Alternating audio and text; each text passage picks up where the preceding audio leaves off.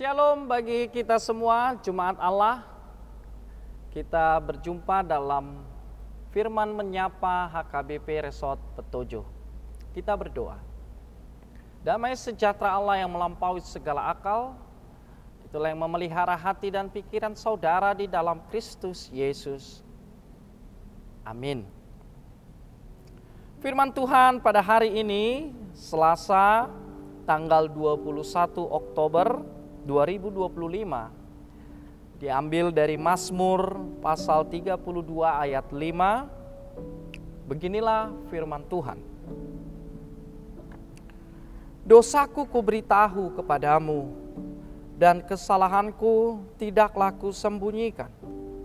Aku berkata, aku akan mengaku kepada Tuhan pelanggaran-pelanggaranku, dan Engkau mengampuni kesalahan karena dosaku. Jemaat yang dikasihi, kita sering mendengar jadi orang Kristen itu enak. Kenapa? Karena buat dosa, terus minta ampun, dosanya diampuni. Buat dosa, terus minta ampun, dosanya diampuni. Senin sampai Sabtu kita melakukan dosa. Hari Minggu kita datang untuk meminta pengampunan, kita diampuni.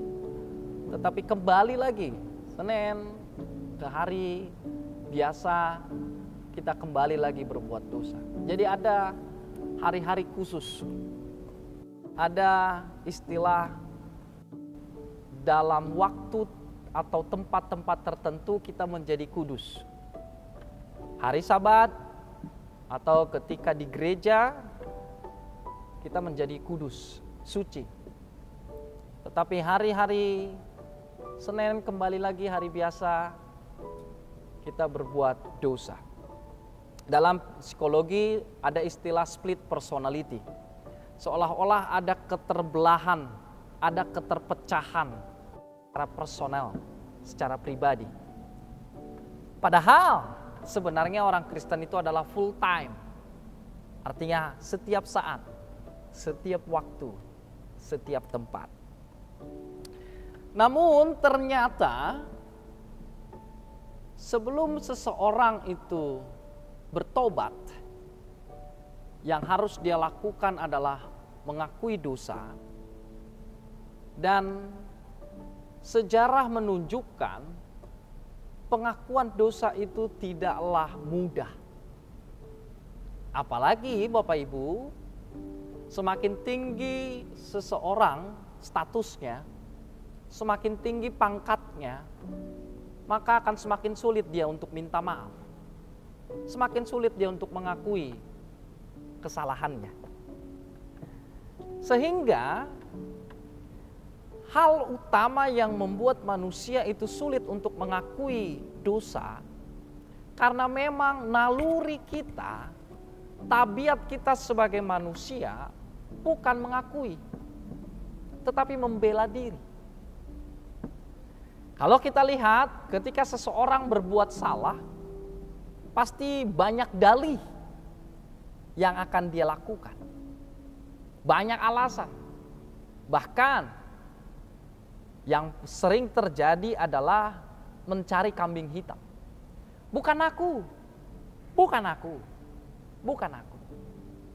Begitu juga ketika Yesus memperingatkan para muridnya, Yudas pun mengatakan bahwa bukan dia yang akan menyerahkan dia. Dengan kata lain, dari nenek moyang kita pun, sejak Adam dan Hawa, sudah jelas. Ketika mereka berbuat dosa, melakukan sesuatu yang tidak berkenan di hadapan Allah, ketika Allah bertanya kepada Adam, mengapa kamu melakukan itu, memakan buah itu? Kita tahu apa jawaban Adam. Perempuan yang kau berikan itu yang memberikannya kepadaku. Bukan mengatakan, ya Tuhan saya berdosa. Bukan. Tetapi membela diri. dan juga justru melempar kesalahan mencari kambing hitam.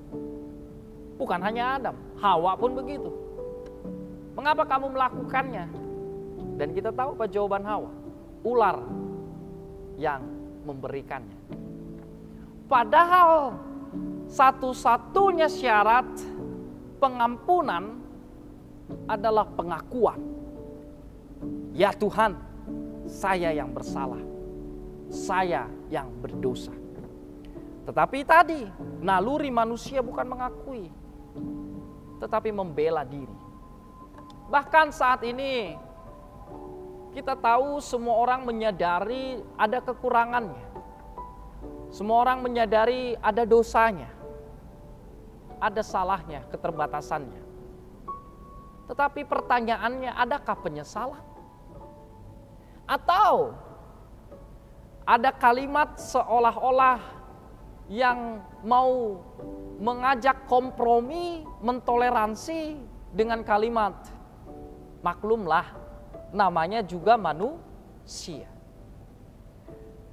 Seolah-olah kalimat ini mau mengkompromikan seseorang ketika berbuat dosa. Oleh sebab itu, hal pertama yang harus dia lakukan ketika mau menerima pengampunan, jangan tutupi. Ketika ada dosa yang masih belum kita selesaikan, ada hutang piutang dengan Allah, maka bereskan dulu, selesaikan dulu.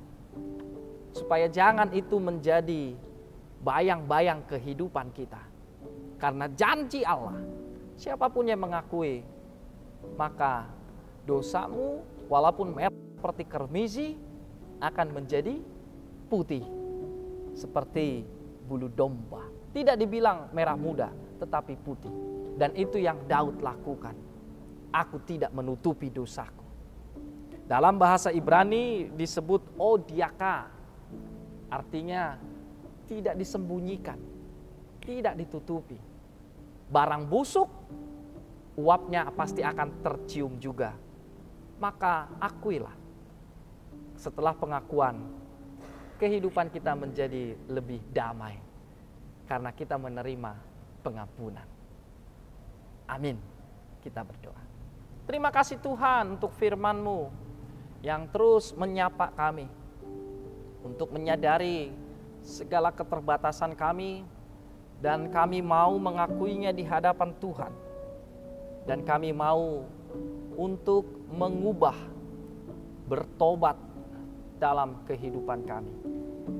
Ajari kami Tuhan untuk datang ke hadapan-Mu, jujur, menyatakan kesalahan kepada orang yang kami sakiti, terlebih menyatakan pengakuan di hadapan Tuhan, dan menyatakan juga pengakuan dalam diri sendiri, sehingga kami memperoleh pemulihan, memperoleh pengampunan yang dari Tuhan.